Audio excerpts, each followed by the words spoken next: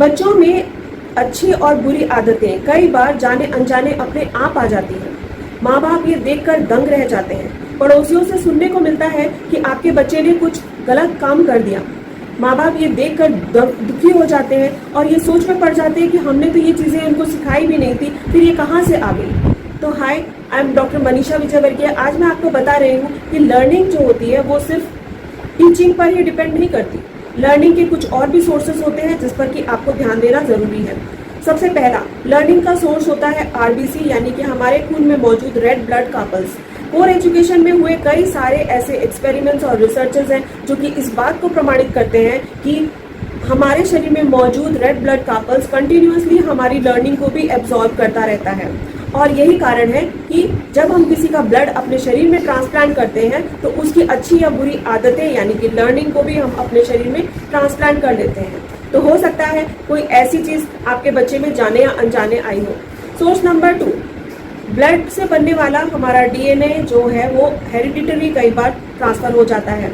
इसीलिए हो सकता है कि आपकी पीढ़ियों पहले आपके दादा परदादाओं में कोई ऐसी आदतें रही हो जो अचानक से आज आपके बच्चे में देखने को मिल जा रही है। सोर्स नंबर 3, हो सकता है बच्चे ने जाने अनजाने में किसी को देखकर यानी इन्वायरमेंट से उस चीज को गेन किया हो, और अगर नहीं भी देखा हो तो इस मैटर में सावधानी रखने की आपको ये जरूरत है कि आप कभी भी ये न सोचें कि आज आपका बच्चा नहीं देख रहा है तो आप अगर चुपचाप ये काम कर रहे हैं तो बच्चा नहीं सीखेगा।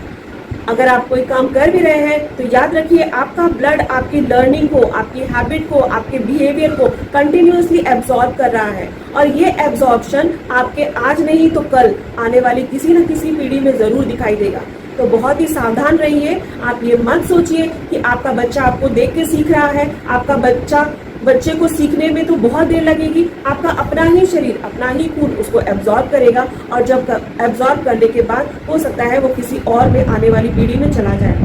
यही कारण है कि हमारे प्राचीन पूर्वज जब लड़के और लड़की की शादी करते थे तो उसके पूरे खानदान की इंक्वायरी करते थे, क्योंकि उनको इस बात का अच्छे से पता था कि लर्निंग जो है वो कहीं ना कहीं हमारी आने वाली पीढ़ी में ट्रांसफर हो सकती है। इसीलिए वो इस बात को देखते थे कि कहीं कोई गलत चीजें ऐसी ना हो जो हमारी आने वाली पीढ़ी या बच्चे में ट्रांसफर हो जाए।